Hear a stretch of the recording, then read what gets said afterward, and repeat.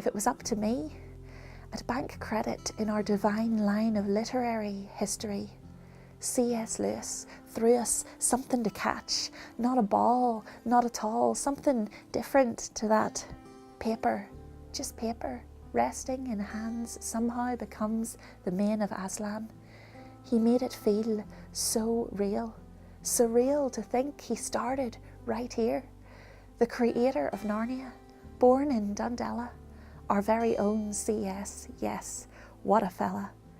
In worlds within worlds of snow-capped dreams, I have seen it all, it would seem, in that otherworldly mountain range.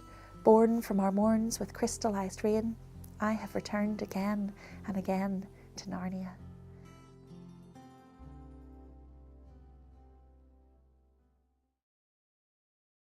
Yes, well, most people who read anything of Lewis will be aware that C.S. Lewis was born in Belfast in 1898. And contrary to what a lot of people think, some folk have this notion that while Lewis was born here in 1898, that he was almost whisked off in childhood and never returned. And of course that couldn't be further from the truth, because C.S. Lewis's years in Belfast from 1898 really certainly through to 1910, Belfast was the only home that he knew. He went off to boarding school in England for 3 10-week terms each year, but always at the end of those 10-week terms, returning to home and returning to Belfast. And the only thing that really interrupted that was at the end of 1916, Lewis became 18 years of age. And of course that's right in the middle of World War I, and he was eligible to serve with the army and the war effort during those years. There's an interesting little detail about the fact that he was born in Belfast, that conscription didn't actually apply in World War I if you were born in Belfast, so Lewis didn't have to go, but he chose to go. He joined the Light Somerset Regiment and found himself on his 19th birthday in the trenches at the Battle of Arras in France. He was injured at the end of the war, in the closing weeks of the war, but after his convalescence he returns to Oxford, and in those years from 1919 really through to 1923 he recommences his studies at University College, Oxford.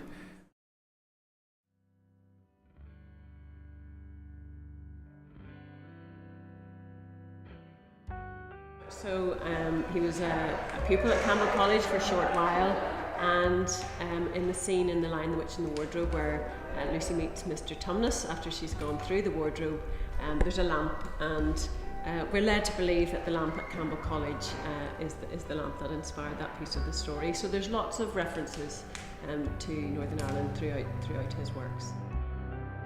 You know, the lamppost is a key figure in The Magician's Nephew, and Lewis gives us a lot of background to the lamppost, how it came to be there, its significance. And in those books and others, he says quite a lot about light. And so there's a particular lamppost that he would have passed going up the driveway to Campbell College at a particularly difficult stage in his life. And the way in which he uses the lamppost in his writing, it becomes a marker between two worlds. And that lamppost in Campbell College would have been a marker between the two great points of his life at that time: his fairly unhappy home just after his mother had died, and the world of this new school that he was going to.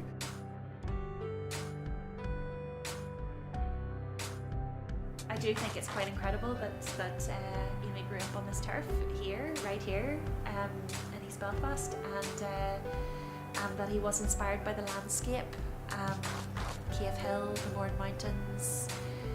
He was even inspired by his school, and just the ordinary everyday stuff became extraordinary, and that's what really gets me about C.S. Lewis. The first time you read the Narnia books, I read them when I was a child. I think I was about 7 or 8 when I started reading them.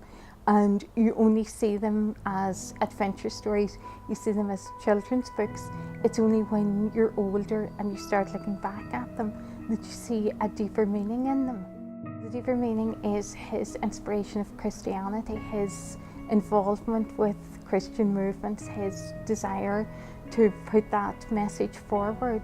The books would not have been the same if he had approached them from a different perspective. he describes Aslan as being the son of the emperor over the sea.